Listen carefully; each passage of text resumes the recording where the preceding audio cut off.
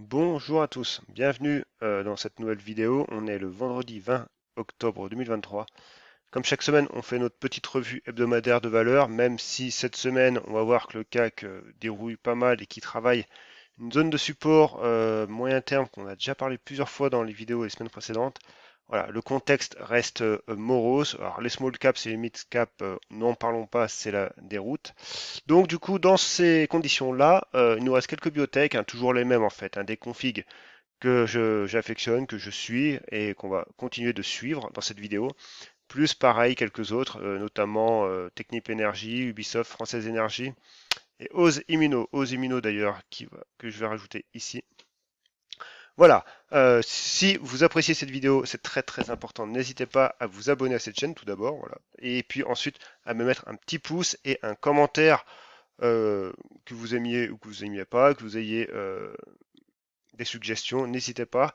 C'est très très important pour l'algorithme de YouTube. Et puis évidemment, bah, ça montre que voilà, je fais quelque chose qui vous plaît un minimum.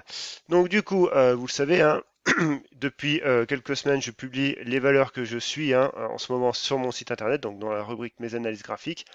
Donc, pareil, ça c'est une rubrique qui va s'étoffer, que je vais améliorer au fur et à mesure. Donc c'est pareil, encore une fois, n'hésitez pas à me dire si vous avez des idées, des suggestions, eh ben, mettez-les moi en commentaire de cette vidéo. Du coup, je regarderai avec un avis intéressé. Donc voilà, les titres que je surveille, eh ben, c'est quasiment principalement la liste que l'on suit hein, dans cette vidéo. En fait, il n'y a pas beaucoup de surprises. Donc n'hésitez pas à y faire un tour régulièrement. Et puis des fois, je mettrai le lien également sur Twitter, hein, où vous pouvez me suivre régulièrement.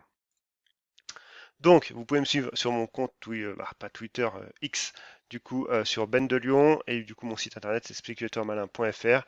Vous le tapez dans la barre de recherche, ou alors, il y a le lien en description. Allez, on commence avec notre CAC 40. On est sur la plateforme TradingView, vous le savez très bien, depuis le temps. Et on en est ici. Alors, clairement, dans l'après-midi, j'avais posté un tweet comme quoi les 6800 ben, étaient un petit peu défendus, même si je ne l'ai pas écrit comme ça, parce qu'on avait une mèche basse. Or, là, la clôture est moche. Voilà, tout simplement. Pourquoi? Parce que du coup, on voit qu'en journalier, on a fait un plus haut sur la bande de Bollinger inférieure, mais qu'on n'a pas réussi à intégrer, donc c'est fortement baissier. Les 6800 points sont franchement attaqués également. Et puis on voit qu'au niveau du RSI que je vais remettre, voilà, on est baissier et on n'est même pas encore en survente. Donc il y a de la marge à la baisse. Le prochain gros support, si on se met en hebdomadaire, bah, c'est cette zone-là, hein, des 6730, 6700 points. Voilà, une zone assez large. Et on voit très bien que les faisceaux de moyenne, donc le faisceau court terme, donc en unité hebdomadaire, hein, donc c'est une M20 hebdo, et pareil pour une M50 hebdo exponentielle. Eh ben, du coup, voilà, c'est tout en résistance, ça se retourne à la baisse. Et clairement, le support long terme, voilà, on voit, hein, on avait rebondi dessus, travaillé dessus en 2020, début 2022, hein, bah oui, une bonne partie de l'année 2022, reste encore sur cette zone des 6400 points. Donc, il y a franchement de la marge encore à la baisse. Voilà, pas grand-chose, contexte morose, très très morose. Les small caps, les mid et small caps, c'est encore pire, on va dire, hein. Voilà, ça met des profit warnings dans tous les sens, que ce soit d'ailleurs small caps et biotech, hein, c'est pareil, même combat, ça dérouille sec. Donc du coup, prochaine grosse zone de support en attente, en objectif baissier en tout cas, les 11 600 points. Voilà, à peu près, où on a eu un plus bas en septembre 2022, hein. Mais là, clairement, c'est la baisse également. Et du coup, au niveau des small, alors là, c'est même, on va dire, pire. Pourquoi? Parce que du coup, voilà, on revient sur cette zone de breakout qu'on est en train de casser. Donc là, attention. Pour moi, on est encore un peu dans l'épaisseur du trait. Il faudra une confirmation la semaine prochaine. Mais si on confirme, voilà, on a une prochaine zone de support ici. Alors qui est un peu large, parce qu'on est en hebdomadaire, mais en gros, les 9100 points. Voilà. C'est le prochain objectif baissier pour les small caps. Ben, le CAC Small Caps, et on voit que pareil, on est baissier au niveau du RSI et pas encore en survente en hebdomadaire. Alors évidemment, en journalier, on est en survente depuis bien longtemps, mais justement, comme je l'explique, hein, et n'hésitez pas à aller faire un tour sur mon site au niveau des cours, quand le RSI passe baissier, donc sous les 30, il est en survente, mais c'est pas pour ça que ça y est, la baisse est finie. Bien au contraire, il peut continuer de baisser. Là, on en a un exemple parfait. et il peut continuer à évoluer sous ces 30 tout en étant baissier. Par contre, ce qu'on surveillera, c'est la cassure cette fois-ci des 30 à la hausse qui marquerait un premier signal précurseur au niveau du RSI. Mais là, bon, pour l'instant, on n'y est pas, il n'y a pas de signal haussier, c'est que des signaux baissiers. Et on voit, on a un support oblique haussier qui nous cadre un petit peu cette baisse. Tant qu'on sera dessous, donc on est dessous quand même depuis quasiment un mois, hein, un bon mois maintenant, il n'y aura pas de répit à court terme. Voilà, allez, les configs que je surveille. Alors évidemment, configs que je surveille, euh, prendre toujours en compte le contexte, hein. Là, on est sur quand même une belle config. Voilà, on n'oublie pas le contexte qui est morose, hein, mais graphiquement en tout cas, on a potentiellement voilà une belle tasse et anse, clairement, et bien dessinée, même si on a peu d'historique. Mais voilà, ce qu'il faut surveiller, c'est vraiment depuis la fin d'été, hein, depuis 17 août, il y a 2 mois, on travaille ce niveau des 2,18. Je le répète chaque semaine dans ma vidéo. Et voilà, ce que j'avais tracé, j'ai un petit moment, ce que j'aimerais en fait que le prix fasse, voilà, c'est des oscillations de plus en plus courtes pour vraiment tester ce niveau et avoir un niveau, un pivot horizontal bien défini, voilà, avec un signal, ce qui serait la cassure de ce niveau. Alors, pour l'instant, du coup, on évolue quand même bien en dents de scie. On voit quand même que les 2 euros sont toujours en résistance, les 2,18 aussi, même si à plus court terme, on est sur plutôt les 2,13. Mais voilà, clairement, les niveaux sont là, et en 4 heures, on voit que du coup les bandes de Bollinger se contractent, donc on a bien une baisse de la volatilité qui se produit, mais un RSI malgré tout haussier. Donc voilà, une config quand même qui est très propre, et par les temps qui courent, c'est pas si... voilà, ça court, voilà. Il n'y en a pas à chaque coin de rue, on va dire, hein, des configs hein, comme ça. Donc attention, voilà. Donc voilà, privilégiez vraiment les configs haussières.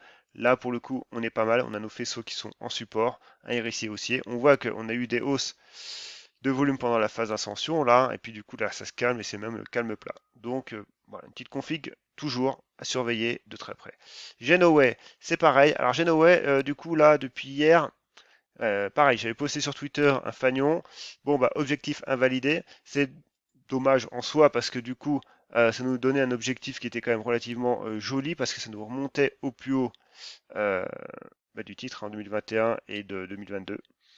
Bon, du coup, c'est pas pour ça que cet objectif est à mettre à la poubelle. Tout simplement, ce fanion, pour le coup, on va l'enlever. Et ce qu'on regarde maintenant, c'est que le prix, du coup, revient sur la bande de Bollinger inférieure, revient sur cette oblique. Alors, haussière, cette oblique baissière qui était résistance, qui fait du coup support actuellement, mais c'est pareil, on est à peine, on est à peine encore neutre, hein, entre 40 et 60, on est quand même dans la neutralité, mais attention, voilà, en même temps, on n'est pas aidé par le contexte, encore une fois, donc euh, Genoway, il n'y a pas d'impossibilité pour qu'il revienne de nouveau sur cette zone-là. Donc du coup, cette zone que je vais un petit peu voilà, réajuster, euh, ouais, c'est un petit peu... voilà, on va garder cette zone-là, ouais, pour pas mettre un truc. Quoique, on va prendre voilà, comme ça plutôt. Voilà, cette zone, donc du coup, en gros, les 3,90. Donc, c'est potentiellement, on va y revenir. Alors, au niveau des bandes de Bollinger, ce qui serait bien, évidemment, le scénario idéal, c'est que on rebondisse lundi hein, et qu'on revienne sur les 4,10 et on préserverait un peu cette congestion des bandes de Bollinger. Mais vu le contexte, attention quand même, on peut aller à plus bas à court terme. Et enfin, Valbiotis. Alors Valbiotis, pour le coup, euh, c'est pas une valeur que je suis vraiment, mais c'était une demande. Donc, on a fait une pointe la semaine dernière sur les 7 euros. On consolide sur notre niveau un petit peu des briques de breakout des 5,50. Voilà. Cette semaine, il ne se passe pas grand-chose. On est quand même sur une config qui est relativement haussière, hein, parce qu'on est quand même en hebdomadaire. Hein, donc, du coup depuis début 2023, on reste haussier. À moyen long terme, on reste quand même relativement, on va dire, neutre, parce que clairement, on a quand même des résistances, notamment les 7 euros, d'ailleurs que je vais mettre en rouge. Alors, toc. Et puis après, voilà, après, on a surtout les plus hauts à 8 euros. Mais on est quand même dans une phase, tant qu'on tient les 5,50, une phase qui est relativement, même si c'est neutre à moyen long terme, relativement haussière à court terme en tout cas. Et Osimino. Alors Osimino, pareil, c'est une petite valeur quand même que je regarde. Alors du coup, c'est un peu dommage ce qu'elle nous fait aujourd'hui. Mais malgré tout, ça change pas grand-chose en fin de compte. Moi, je surveille, c'est plutôt ce niveau-là, hein, des 4,90, 5 euros. Les bandes de Bollinger sont bien resserrées. On a un gros support, une grosse zone de support sur les 4 euros. Voilà. On est un peu au milieu du guet. Alors évidemment, on avait un support plus court terme sur les 4,40. Donc ce support, du coup, voilà, on voit en 4 heures, hein, a lâché un peu. Donc c'est vrai qu'à court terme, on est quand même un petit peu voilà, en phase baissière et on pourrait revenir sur les 4 euros. Malgré tout, voilà, on a toujours notre faisceau long terme qui est en support qui arrive. Donc Osimino reste dans une config graphique attractive. Et Adosia. Alors Adosia, pareil, petit suivi. Alors du coup, ratio de Fibonacci, je les enlève. On reste toujours dans une phase de pareil, de Dancy, au milieu d'un range, avec une baisse de volatilité et des volumes. Là, c'est pareil, on a un support oblique haussier. On a une zone de support, hein, sur les 7 euros, à 6,90, on est dessus. Bon, on peut se permettre, pourquoi pas, de revenir sur les 6,50. Voilà, on voit bien que la bande de Bollinger est un peu plus basse, on a encore fait sur le long terme. Mais voilà, clairement, si on veut rester graphiquement très propre, on a une zone quand même qu'il faut maintenant tenir pour de nouveau en fait viser à minima cette zone-là, du coup, les 8,30. Alors là, j'ai tracé un trait, mais on va plutôt le faire en rectangle. Cette zone-là, voilà. Et du coup, si on se met en 4 heures, on voit qu'en 4 heures, on est quand même voilà, sur une bande de Bollinger supérieure, on a tous nos faisceaux qui se contractent. Donc, pour l'instant, tant qu'on ne revient pas à minima sur les 7,80, voilà, attention pour Adosia. Allez, et nos trois dernières valeurs, Française Énergie, qui fait partie de ma shortlist, de ma liste de valeurs. Voilà, toujours pareil, aujourd'hui on a tenté, mais bon, le contexte n'aide pas, on a toujours une zone de support en dernier rideau à 39 qui tient, on travaille cette zone des 40-41. Bon, clairement, encore une fois, pareil. Le prix, moi, le niveau qui m'intéresse, c'est les 40, 43,60 à peu près. Pour l'instant, on n'y est pas encore. Maintenant, si le prix continue de travailler et qu'il nous marque vraiment pareil, plusieurs échecs encore sur les 42,55, j'ajusterai ma zone de pivot. Pour l'instant, voilà, c'est encore un peu trop tôt, prématuré. Ubisoft, bon bah c'est pareil, Ubisoft, là clairement, faut se reprendre lundi, sinon ça prend le sud. Pareil, c'est dommage, au niveau des faisceaux, on est pas mal. On a un niveau pivot qui était pas mal aussi également sur les 31, mais là, attention, ça commence à prendre le sud. Et du coup, Technip, alors là, Technip, c'est pas une valeur que je suis très énormément. Alors, beaucoup de volume, évidemment.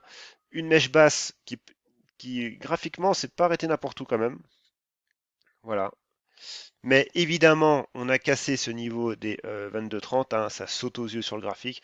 Donc forcément, bah voilà, tout ce qu'on pouvait prévoir comme scénario avec cassure cette résistance oblique pour aller rechecker, retester ce niveau des 24, là actuellement c'est un peu mis à la poubelle tout simplement.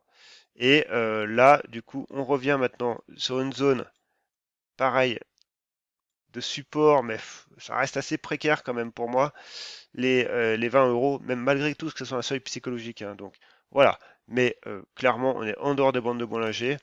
Si on a un retour, une réintégration des bandes de Bollinger, voilà, clairement, on a ce grand chandelier, la moitié du chandelier est à peu près ici. On pourrait se refaire un petit retour sur les 21. Par contre, là, on va affiner quand même. Et du coup, en horaire, ouais, même pas en horaire, un peu chaud. Mais voilà, en gros, en 4 heures, on a cette zone là qui correspond d'ailleurs aux deux chandeliers, donc les 21 euros. Un premier retour sur les 21, voilà, qui correspondrait à 50% de retracement à la hausse de cette baisse. Voilà, pour l'instant, c'est des hypothèses. Clairement, là, ce qu'il faut retenir, c'est que la dynamique est cassée et il y a d'autres configs, je pense, qui sont un peu mieux. D'ailleurs, tiens, on va regarder ESSO, voir ce qu'il en est. Euh, simplement. ESSO, on voit que malgré tout, voilà, c'est pareil. On reste quand même dans une config qui commence à faiblir, mais on reste encore sur, tant qu'on reste au-dessus des 55, 55-30, on n'est pas trop mal. On voit qu'au niveau du RSI, on reste à peu près malgré tout dans une zone de neutralité, mais c'est pareil, sous 60 euros, méfiance pour ESSO. Voilà, c'est tout pour aujourd'hui. N'hésitez pas à vous abonner à ma chaîne, à me mettre un petit commentaire et un pouce levé. Mes analyses graphiques sont sur mon site, donc il y a plein de voilà, il y a plein de contenus pour vous, hein, entre des cours d'analyse graphique, des livres à lire, mais deux livres numériques également, hein, qui sont qui sont écrits par moi vraiment et préfacés par Trend France, Investir Zen. Donc voilà, clairement, ils sont là, mon blog avec tous mes articles de blog voilà, qui abordent un milieu un peu plus général, on va dire, que l'analyse graphique. Voilà, sur ce, je vous dis un très bon week-end. À plus. Bye.